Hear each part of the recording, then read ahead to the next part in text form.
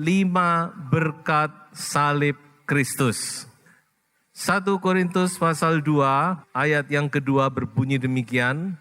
Sebab aku telah memutuskan untuk tidak mengetahui apa-apa di antara kamu selain Yesus Kristus, yaitu Dia yang disalibkan itu. Rasul Paulus berkata, dia tidak mau tahu segala sesuatu. Dia cuma mau tahu Yesus Kristus yang disalibkan. Ada apa dengan salib ini, saudara-saudara? Tadi sudah saya katakan bahwa salib itu adalah puncak segala janji Allah di zaman perjanjian lama, semua mengarah kepada salib. Dan segala berkat-berkat Allah di zaman perjanjian baru itu berasal dari salib. Sebab itu saudara-saudara, perayaan Paskah ini adalah satu perayaan yang penting. Ada 5 berkat yang akan dicurahkan. Yang pertama, kita harus tahu saudara-saudara, Yesus dijadikan dosa agar kita yang berdosa dijadikan benar. Sekali lagi saya katakan, di salib Yesus dijadikan orang yang berdosa. Dia disalib seperti seorang penjahat. Dia dieksekusi seperti seorang penjahat kaliber kakap. Biasanya orang yang dieksekusi itu adalah orang yang sudah kejahatannya tingkat berat.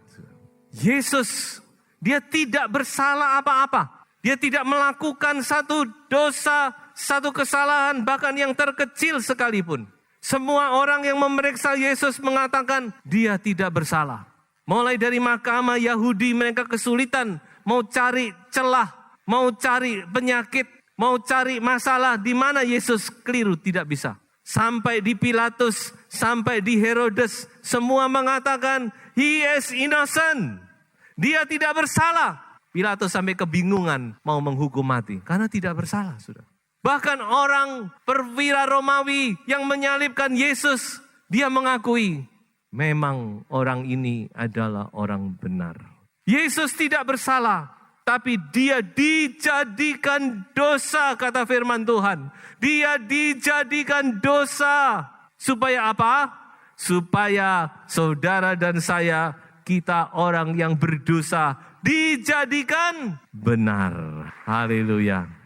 Berkat yang terbesar itu bukan berkat jasmani. Tetapi berkat yang terbesar itu salah satunya adalah kita dibenarkan di hadapan Allah. Kita dibenarkan sehingga kita boleh menghadap Allah dengan leluasa. Kita tidak lagi tertuduh. Kita dapat menghadap Allah, bahkan kita bisa memanggil Dia sebagai Bapa kita. Ini adalah berkat yang terbesar. Mungkin kita tidak menyadari selama ini. Saudara harus ketahui, kenapa kita bisa menghadap Tuhan. Itu karena karya salib, saudara-saudara. Sebab itu Daud berkata, orang yang diampuni itu, orang yang ditutup dosanya, orang yang dihapus dosanya, dia adalah orang yang paling berbahagia. Jadi berkat yang pertama adalah kita dibenarkan. Sebab itu saya mau mengatakan kepada Bapak Ibu Saudara sekalian, mungkin ada rasa tertuduh, rasa yang tidak tenang. Saudara merasa, aduh, dosaku besar, salahku besar, aku tidak bisa diampuni lagi. Saya mau katakan kepada Anda yang merasa demikian, Tuhan mau menyelesaikan semuanya. Darah Yesus itu bisa menghapus segala dosa kita. Karena saudara dibenarkan oleh darah Yesus, oleh korban Yesus di atas kayu salib Golgota. Yang kedua, Yesus alami kutuk supaya kita yang terkutuk alami berkat. Ada kutuk, ada berkat. Ini adalah hakikat dari Taurat. Jadi hukum Taurat itu cuma ada 2. Taat dan melakukan berkat, tapi tidak taat dan tidak melakukan adalah kutuk. Taurat cuma ada 2 aja. Dan saudara harus tahu bahwa hukum Taurat itu hukumnya Allah. Lebih besar dari segala hukum, lebih tinggi dari segala hukum. Jadi orang yang mau taat melakukan Taurat, dia akan diberkati, dan diberkati. Tapi sebaliknya, orang yang tidak taat dan tidak melakukan Taurat, dia akan dikutuk. Dan sejarah membuktikan bahwa tidak ada seorang manusia pun yang bisa melakukan Taurat. Dengan lain kata apa, saudara? Semua orang itu jatuh di bawah kutuk Taurat. Karena semua orang sudah berdosa, maka tidak ada pilihan. Pilihannya cuma satu, yaitu kita di bawah murka Allah. Tetapi puji asmani pun Gusti Yesus. Haleluya, saudara-saudara. Yesus Kristus, dia menanggung kutuk di atas kayu salib. Kita harus tahu bahwa kematian dengan cara disalib itu adalah kematian yang paling terkutuk. Sorga tidak terima, bumi juga tidak terima, tergantung di tengah-tengah antara sorga dan bumi. Alkitab berkata, terkutuklah orang yang mati di atas kayu salib. Dan itulah cara kematian Yesus. Mengapa dia mati dengan cara yang terkutuk? Karena dia di atas kayu salib, dia menanggung segala kutuk Taurat itu. Supaya saudara dan saya menerima berkat-berkat Allah. Haleluya. Mau apa lagi kita, saudara-saudara? Kutuk yang seharusnya ditimpahkan kepada kita sekarang sudah ditanggung oleh Yesus. Kita yang di dalam Yesus, kita cuma tinggal terima enaknya, saudara ya. Kita cuma tinggal terima berkat. Dikatakan apa? Supaya di dalam dia berkat Abraham sampai kepada bangsa-bangsa lain. Apa itu berkat Abraham? Firman Tuhan mencatat, berkat Abraham itu adalah berkat rohani dan jasmani. Kalau saudara membaca di dalam Alkitab dikatakan Abraham itu diberkati Allah dalam segala hal. Artinya apa? Dalam hal keuangan, dalam hal bisnis, dalam hal rumah tangga, bahkan juga dalam hal-hal rohani, Abraham itu diberkati oleh Allah luar biasa. Dan jangan lupa, berkat Abraham yang terbesar adalah Roh Kudus. Bukan deposito, bukan cuan tajen, bukan saudara dapat gangtau yang besar. Oh, itu tidak ada apa-apanya. Berkat yang terbesar adalah Roh Kudus yang ada di dalam hatimu dan di dalam hatiku. Di dalam hidupmu dan di dalam hidupku. Haleluya. Itulah berkat Abraham yang terbesar, saudara. Kalau kita bisa mempunyai Roh Kudus di dalam hidup kita, betapa indah, betapa manis. Roh Kudus itu lebih indah, lebih manis dari segala perkara. Itulah berkat Abraham yang terbesar. Dan juga berkat-berkat yang lain. Tuhan curahkan. Saudara percaya kepada salib, saudara ada di bawah berkat. Yang ketiga, berkat salib yang ketiga, Yesus alami kehinaan supaya kita yang hina alami kemuliaan. Berkat yang ketiga adalah kemuliaan. Mungkin kita tidak bisa membayangkan ya, apa yang Yesus alami saat itu. Tapi kita harus mengerti bahwa penyaliban atau peristiwa salib itu adalah satu penghinaan yang tiada taranya. Kalau saudara mulai ikuti ya, mulai dari Taman Getsemani, bagaimana Yesus itu ditangkap, diborgol seperti seorang penjahat. Dia diseret ke mahkamah agama. Di depan mahkamah agama dia tidak mendapat pembelaan, tapi dia diperlakukan seperti seorang kriminal. Dia ditampar, dia diludahi, dia ditinju tanpa ada pembelaan. Inilah Yesus Tuhan kita yang setiap kali melakukan perbuatan baik, yang membuka mata orang buta, yang membuat orang bisu bicara, yang membuat orang yang tuli mendengar, yang membangkitkan orang mati. Dia ada di tengah-tengah mahkamah agama dan dia diperlakukan sewenang-wenang. Tapi itu masih belum apa-apa. Kemudian dia dibawa ke Pilatus, saudara-saudara. Oleh Pilatus, oleh serdadu-serdadu Romawi. Dia bahkan tidak dimanusiakan. Pelampiasan ya. Serdadu Romawi taunya kan cuma perang, pedang, kekerasan. Nah ini ada orang Yahudi pula kesempatan. Dia dihina, dia diperlakukan sewenang-wenang, dia ditelanjangi. Benar-benar satu penghinaan yang luar biasa. Dan saudara harus tahu, waktu Yesus disalib, dia disalib dengan keadaan hampir telanjang. Bayangkan saudara. Makanya firman Tuhan berkata apa? Dalam kehinaan berlangsunglah penghukumannya. Tetapi firman Tuhan berkata apa saudara-saudara? Supaya dia yang mulia dijadikan hina, supaya kita yang hina dapat menerima kemuliaan Allah. Haleluya. Siapa saudara, siapa saya? Kita bisa mendapat bagian dalam kemuliaan Allah. Itu karena Yesus yang mulia dijadikan hina, saudara. Sebab itu saudara-saudara jangan kecewa, jangan kecil hati. Kalau mungkin saudara mencicipi, saya katakan mencicipi penghinaan, penderitaan, apapun juga yang mungkin Tuhan izinkan saudara cicipi. Karena semua itu akan mendatangkan kemuliaan yang kekal. Paulus berkata apa? Penderitaan yang ringan, yang sementara sekarang ini tidak ada apa-apanya kalau dibandingkan dengan kemuliaan kekal yang akan kita terima itu. Tidak ada apa-apanya. Ojo nelongso. Saudara-saudara, anak Tuhan kita harus punya satu mata yang memandang ke depan. Memandang kepada kemuliaan itu yang Tuhan sediakan bagi kita.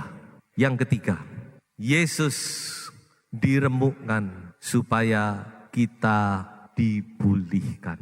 Saya sudah beberapa kali mengangkat tentang penderitaan salib ini. Seharusnya orang yang disalib itu tidak disiksa. Saudara harus mengerti. Sebab salib itu sudah penyiksaan yang luar biasa. Jadi orang yang berjalan ke salib itu dalam keadaan segar, tidak alami siksaan. Makanya penjahat-penjahat itu waktu Yesus sudah mati, mereka masih segar. Lalu kenapa kok Yesus dia alami penderitaan? Dia alami siksaan yang luar biasa. Dan memang dia diperas mulai dari taman Getsemani, saudara. Dia sudah bergumul dan dikatakan peluhnya itu sampai seperti tetesan darah. Sudah terjadi satu penderitaan yang luar biasa. Kemudian dia sepanjang malam diadili, dia tidak tidur, tidak dikasih minum, tidak dikasih makan. Besoknya secara maraton dia diadili. Dan yang paling celaka dia disiksa dengan prajurit Romawi. Sebenarnya penyiksaan ini tidak seharusnya. Kenapa kok Yesus disiksa? Itu memang sebenarnya akalnya Pilatus. Jadi Pilatus ini punya rasa iba kepada Yesus. Dia juga punya rasa segan mungkin. Dan dia sebenarnya ingin melepaskan Yesus. Lalu dia tidak habis pikir bagaimana caranya melepaskan Yesus. Dah gini aja, daripada dia dihukum mati, lebih baik tak siksa aja. Siapa tahu nanti disiksa demikian, orang Yahudi yang melihat berubah pikiran. Ya sudah, lego wis. Lihat Yesus berdarah-darah udah lego gitu. Jadi Yesus disiksa. Ini adalah penyiksaan yang di luar peri kemanusiaan, saudara. Cambuk Romawi yang bercabang 3 dengan logam-logam di situ, saudara. Itu mencabik-cabik tubuhnya. Untung Yesus itu masih kuat-kuatnya orang laki ya. Umur 33,5 tahun. Jadi fisiknya itu bisa tahan walaupun disiksa luar biasa. 40+1 cambukan. Sudah bisa bayangkan. Makanya firman Tuhan berkata apa? Tubuhnya hancur. Bilur-bilurnya. Bukan bilur seperti yang dipukul dengan, kalau anak-anak dipukul kekerasan kan ada bilur jaler. Bukan itu saudara. Tapi itu benar-benar luka, cabikan. Kita tidak bisa bayangkan penderitaan ya. Jadi memang firman Tuhan berkata apa? Tuhan Allah Bapa itu memang sengaja, perhatikan ya. Memang Allah Bapa dalam kedaulatannya dia bekerja sedemikian rupa. Dia sengaja meremukkan anaknya. Tuhan Bapa berkehendak meremukkan dia dengan kesakitan. Saya tidak tahu, dah habis pikir seorang bapak yang tega demikian. Makanya firman Tuhan berkata, for God so loved the world.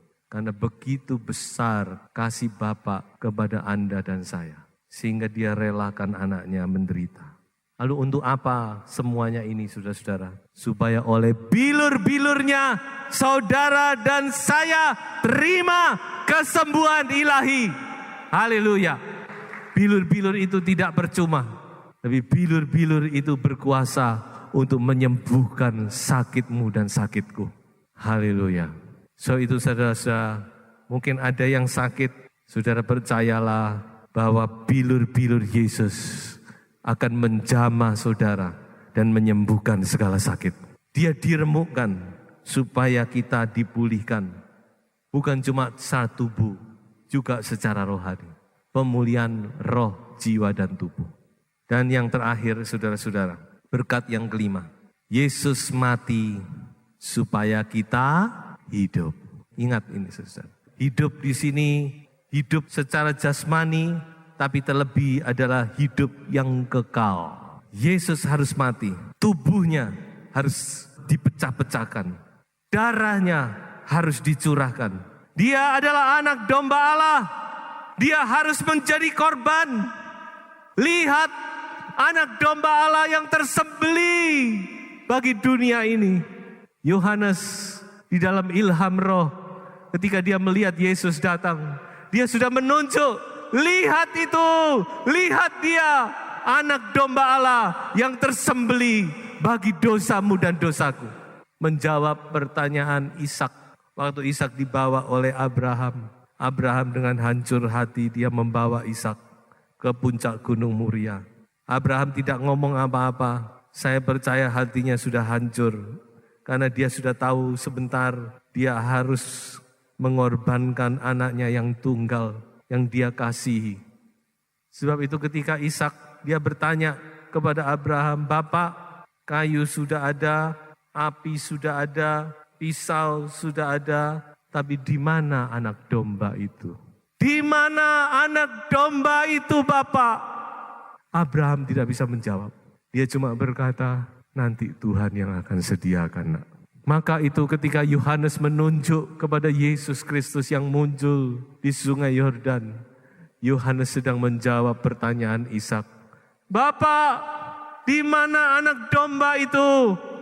Dan Yohanes menjawab, lihat anak domba yang tersembelih bagi dosa dunia itu. Dia sudah datang. Yesus mati di atas kayu salib menjadi anak domba Allah. Dia yang menjawab segala janji, segala korban di perjanjian lama. Berapa puluh juta korban dikorbankan. Binatang yang tidak bersalah dikorbankan. Dan semua itu dijawab oleh Yesus di atas kayu salib Golgota. Sebab itu salib itu adalah satu tonggak sejarah yang tidak bisa dan tidak boleh kita lupakan. Sebab di salib itu Yesus mati supaya saudara dan saya mendapat kehidupan yang kekal. Haleluya. Yesus mati supaya kita hidup. Malam sebelum dia disalib, dia memecah-mecahkan roti. Dia berikan kepada murid-muridnya. Dia berkata, makanlah, ini adalah tubuhku. Kemudian dia memberikan anggur dan dia berkata, minumlah, ini adalah darahku. Bagaimana tubuh dan darah itu bisa tersedia? Lewat kematian. Yesus harus dipecah-pecahkan.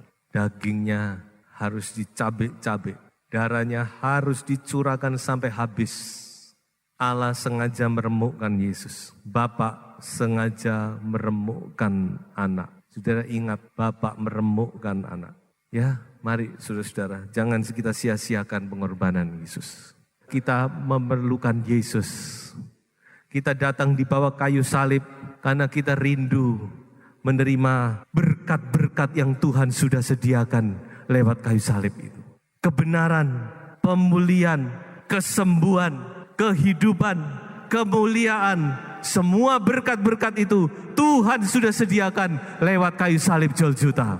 Mari kita sambut, kita buka hati kita undang Yesus, kita undang Roh Kudus kembali menjamah kehidupan kita. Maka saya percaya saudara akan dibaharui oleh Roh Kudus itu. Tuhan memberkati kita semua.